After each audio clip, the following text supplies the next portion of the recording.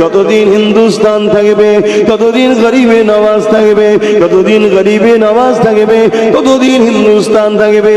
কেন গরিবে নওয়াজকে হিন্দুস্তান আমার রাসূলুল্লাহ দান করেছে, আতা করেছে, দিয়ে দিয়েছে। এ যুবকেরা, তরুণেরা, বাপেরা, গরিবে নওয়াজ যখন হিন্দুস্তানে আসলে অনেক বড় কত সংক্ষেপে দু একটা বলি। একটা জায়গায় যেখানে গরিবে নওয়াজ বসলে, ওই আনা সাগরের পাশে গরিবে নওয়াজ বসলে, ওই জায়গায় বসার পরে আজানটা দিয়ে আজানের পর নামাজ হয়ে গেল। এলাকার মানুষের অবাক হয়ে শুনতে লেগেছে, ইনারা আবার কারা? কেননা ভারতীয় জমিনে এই আজান কখনো মানুষ শোনেনি। ওই এলাকার মানুষেরা তখন দেখেনি।